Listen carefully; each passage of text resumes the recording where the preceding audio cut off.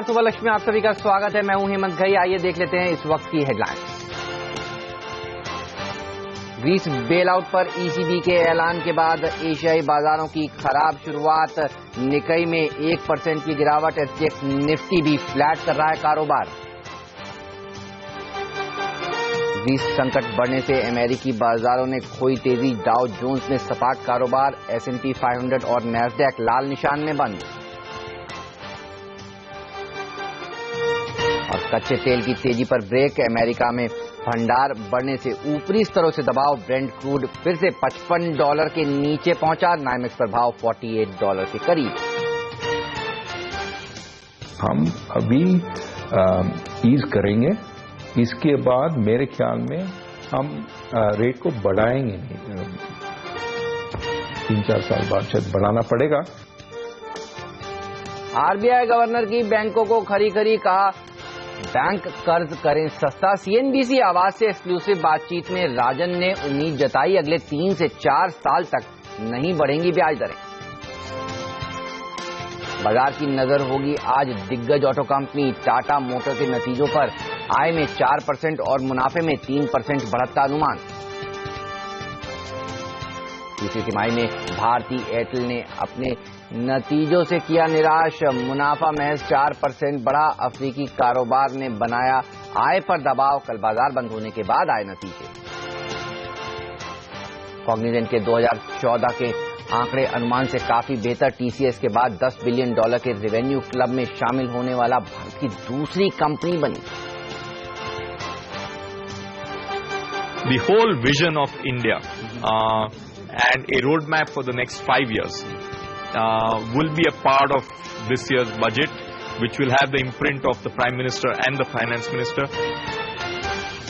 मोदी सरकार के पहले बजट से इंडस्ट्री को है बड़ी उम्मीदें। उदय कोटक ने हमसे एक्सक्लूसिव बातचीत में कहा गेम चेंजर हो सकता है इस साल का बजट। पेमेंट और स्मॉल बैंकों की रेस में देश के दिग्गज कॉर्पोरेट्स शामिल। आरबीआई ने जारी की 113 आवेदकों की लिस्ट।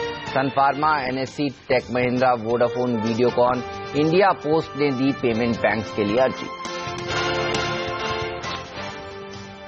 एसजीएक्स निफ्टी पर नजर डालिए। 4 दिनों की भारतीय बाजारों की गिरावट के बाद आज लगता है कि थोड़ी बहुत पॉजिटिव टिक्स के साथ शुरुआत होगी, लेकिन ऐसी कोई तेजी का अंदेशा हो ऐसा दिख नहीं यहां पर रहा है। हांगकांग के बाजार को छोड़ दीजिए तो सारे बाजार इस समय एशियाई बाजारों में भी लाल निशान के साथ कारोबार करते हुए आपको नजर आएंगे। ईसीबी ने जिस तरह से ग्रीक बेलआउट पर सवाल उठाया, वहां के बॉन्ड्स पर सवाल उठाया है, उसको कोलेट्रल लेने से मना किया है। इससे देखिए हमने कल देखा अमेरिकी की बाजारों में भी थोड़ा दबाव देखने को मिला और वहीं से क्यूज लेते हुए एशियाई मार्केट्स भी आज नजर आएंगे। नैस्डैक, S&P 500 देखिए लाल निशान में जाकर बंद हुआ। क्या हुआ दरअसल ग्रीक में, क्यों है इतनी चिंताएं? चलिए इस सब पर चर्चा करते हैं। बताने के लिए जुड़ चुके हैं मेरे सहयोगी संदीप बताइए। बिल्कुल कमजोरी के संकेत है आज ग्लोबल मार्केट से, जैसे आपने हाईलाइट किया।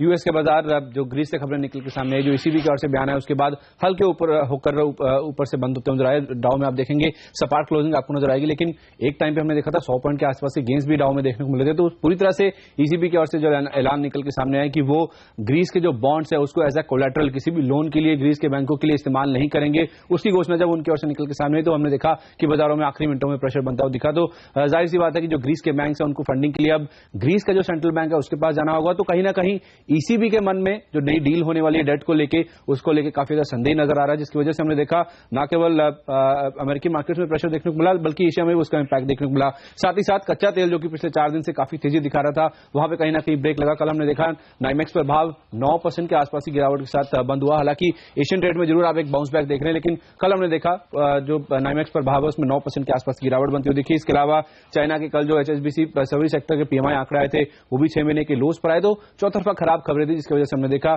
यूएस के मार्केट ऊपरी स्तरों से काफी हल्के होकर बंद हुए। हालांकि यूरोपियन मार्केट्स आप देखेंगे ज्यादातर आपको हरे निशान के साथ ही नजर आएंगे। फुटसी में थोड़ा सा प्रेशर था, लेकिन बाकी दोनों मार्केट्स में 1/4% के आसपास के गेंस थे, क्योंकि वहां पे ऐसी उम्मीद थी कि यहाँ पे जो डेट नेगोशिएशन चल रहे हैं उसको लेके कोई नई डील का अनाउंसमेंट बहुत जल्द हो सकता है, जिसकी वजह से बैंकों में जो उछाल है वो देखने को मिला। और कल हमने देखा कि मई 2012 के बाद चाइना का जो सेंट्रल बैंक है उनकी ओर से एक सरप्राइजिंग क्लोजिंग जो आरआरआर कट है आधे % का, उसका अनाउंसमेंट किया गया, 19.5% पर वो निकल के सामने आया। तो उसके बाद माइनिंग शेयरों में भी काफी अच्छा एक्शन देखने को मिला, जिसकी वजह से ओवरऑल यूरोप में काफी अच्छी क्लोजिंग कल हमने आते हुए देखी। लेकिन एशियन मार्केट्स अगर आप देखें यूएस की तर्ज पे ही साफ तौर पर प्रेशर में देखने को मिल रहे हैं, जैसा सीसीबी का रहना है उसकी वजह से काफी प्रेशर देखने को मिला। लेकिन हैंग सेंग, जैसे मैंने कहा कि चाइना का जो सेंट्रल बैंक है उनकी ओर से एक रिजर्व रिक्वायरमेंट रेशियो में जो आधे % की कटौती की है, उसके बाद से हम देख रहे हैं कि करीब 300 पॉइंट के आसपास की गेंस है। तो काफी इंपॉर्टेंट होगी शंघाई की ओपनिंग, शायद वहां पर भी हर इंसान के साथ आज ओपनिंग देखने को मिल सकती है। लेकिन एग्जैक्ट निफ्टी ऐसे इंडिकेशन दे रहा है कि काफी सपाट ओपनिंग आज इंडियन मार्केट्स में देखने को मिल सकती है। तो जाहिर सी बात है ईसीबी की ओर से जो ऐलान निकल के सामने है उसका इंपैक्ट हम ग्लोबल मार्केट्स पे देख रहे हैं, और शायद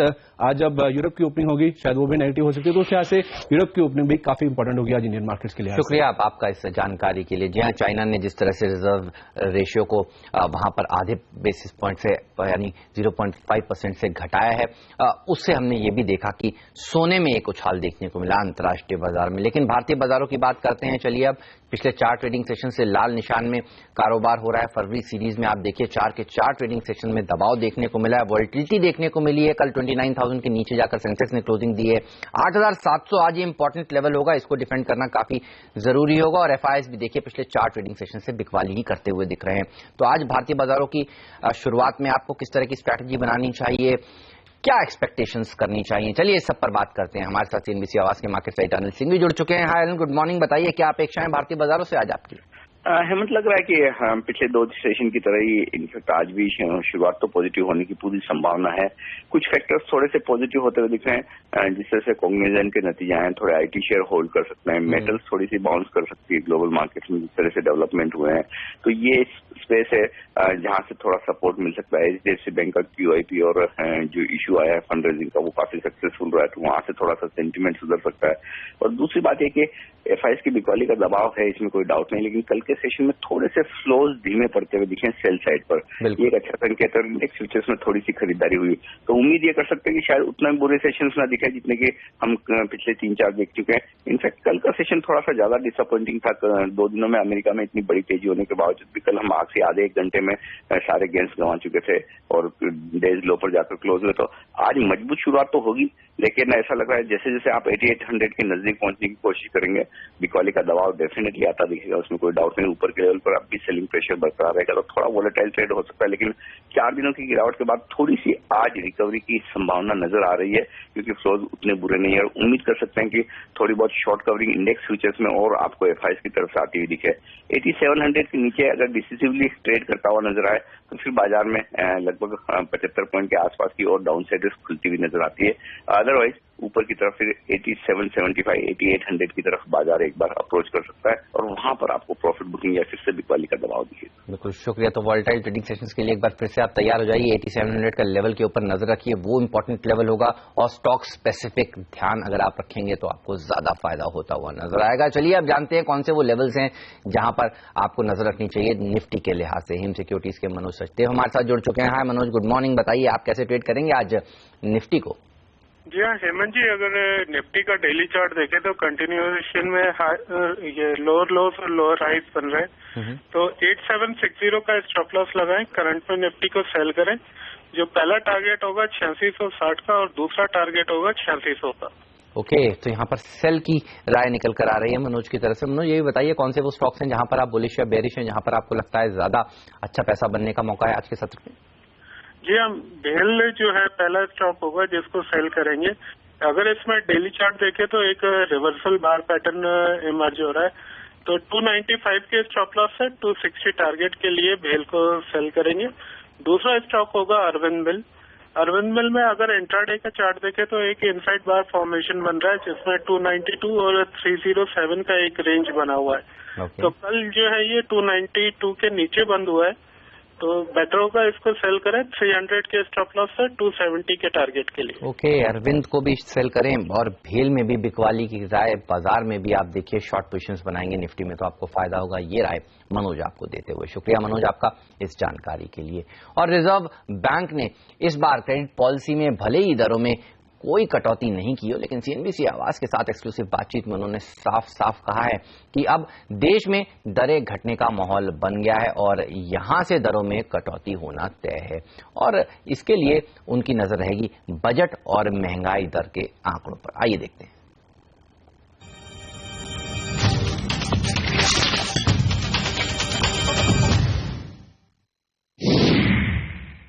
तरह से सरकार भी आप पर ही दायित्व डालते रहती है कि हाँ हमें उम्मीद है कि आरबीआई ब्याज दर घटाएंगे। सबको एक साथ काम करना है और सरकार भी ये कहती है कि सबको एक साथ काम करना है। मेरे ख्याल में हम अभी एक मौद्रिक सहजता के वातावरण में आ गए, तो मोर मॉनेटरी ईजिंग ये आने वाला है, लेकिन कब और कितना वो डेटा पे डिपेंड करता है। अगर इन्फ्लेशन कम होती जा रही है तो हम और कर सकते हैं, अगर बढ़ती है क्योंकि तेल का दाम बढ़ जाता है अचानक तो हमें देखना पड़ेगा। तो इसलिए हमने कहा है कि हम अभी ईज करेंगे, इसके बाद मेरे ख्याल में हम रेट को बढ़ाएंगे नहीं, 3-4 साल बाद शायद बढ़ाना पड़ेगा, लेकिन आने वाले महीनों में हम काटते रहेंगे, लेकिन कितना काट सकते हैं और कब काट सकते हैं वो डेटा पे डिपेंड करती है। बिल्कुल, तो कम से कम 3-4 साल तक ब्याज दरें यहां से बढ़ेंगी नहीं, ये एक राहत की बात है गवर्नर साहब एक्सक्लूसिव इंटरव्यू सीएनबीसी आवाज को ये बताते हुए। और आज दिग्गज ऑटो कंपनी टाटा मोटर्स पेश करेगी अपने तीसरी तिमाही के नतीजे। कैसे रह सकते हैं नतीजे, बताएंगे आपको छोटे से ब्रेक के बाद ये भी बताएंगे और कौन से शेयर हैं जिस पर आपकी नजर आज होनी चाहिए।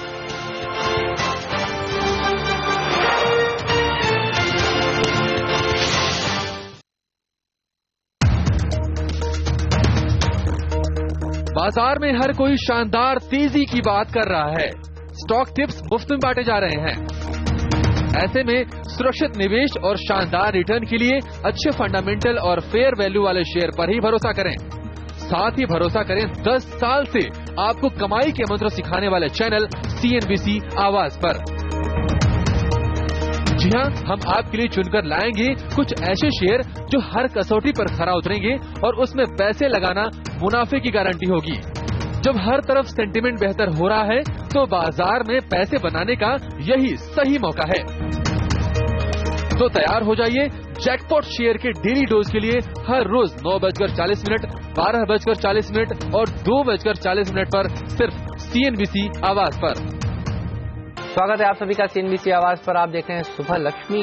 आरबीआई ने पेमेंट और स्मॉल बैंक्स की अर्जी देने वाले कंपनियों की लिस्ट दरअसल सार्वजनिक कर दी है। कल देर शाम ये लिस्ट सार्वजनिक हुई। आरबीआई को पेमेंट बैंक्स के लिए 41 और स्मॉल बैंक्स के लाइसेंसेस के लिए 72 अर्जियां मिली हैं। पेमेंट बैंक्स के लिए अर्जी देने वाली कंपनियों की लिस्ट में Reliance Industries, Tech Mahindra, Airtel, Vodafone, India Post, Videocon जैसी दिग्गज कंपनियां शामिल हैं। वहीं सन फार्मा के दिलीप सांघवी, फ्यूचर ग्रुप के किशोर बयानी और मुथूट ग्रुप के एमजी जॉर्ज मुथूट ने निजी तौर पर पेमेंट बैंक्स के लिए अर्जियां दी हैं। वहीं स्मॉल बैंक के लिए Dewan housing, IIFL holding, Sonata finance, SKS micro finance जैसी कंपनियों ने स्मॉल बैंक्स के लिए भी अर्जियां दी हैं।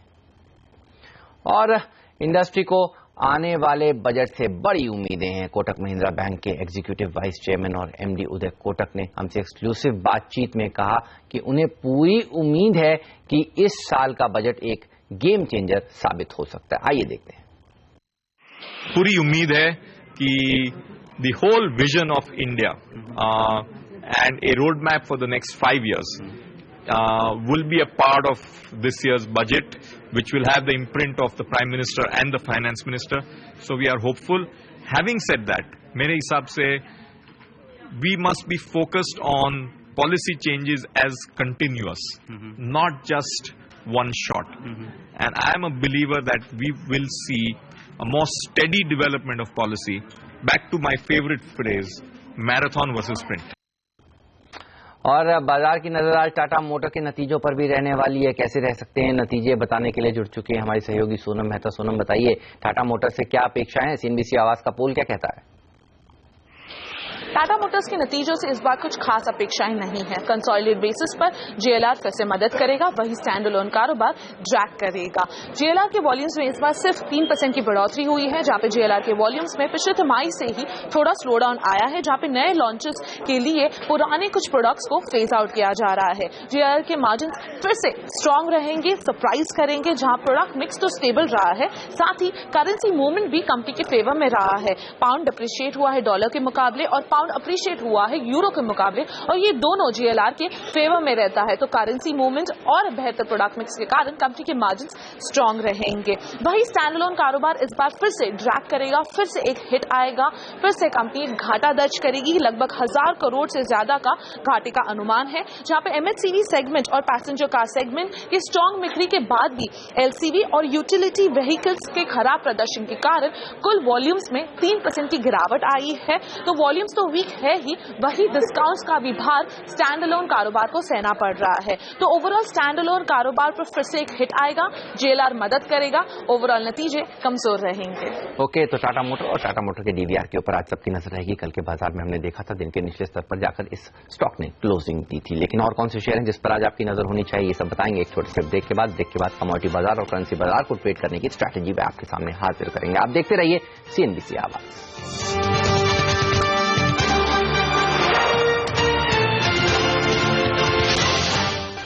स्वागत है आप सभी का सीएनबीसी आवाज पर एक बार फिर। अब वक्त हो गया आपको ये बताने का कि कौन से शेयर हैं जिस पर आज आपकी नजर होनी चाहिए। एचडीएफसी बैंक साफ तौर पर आज सबके रडार पर रहने वाला है। चलिए पूरी लिस्ट जानते हैं। हमारी सहयोगी पूजा त्रिपाठी हमारे साथ जुड़ चुकी हैं। हाय पूजा, गुड मॉर्निंग। बताइए कौन कौन से शेयर हैं जिन पर आपकी नजर है आज। जी, सबसे पहले बात करते हैं एचडीएफसी बैंक की। यहाँ बैंक ने अपना क्यूआईपी लेकर आया था, जिसको कि काफी अच्छा रिस्पांस मिला है। ये ओवर सब्सक्रिप्शन यहाँ पर देखने को मिला है। इसका जो प्राइस बैंड था वो करीब 150 से 170 के बीच का ये प्राइस बैंड डिक्लेयर हुआ था, तो काफी अच्छा रिस्पॉन्स सब्सक्रिप्शन को देखने को मिला है।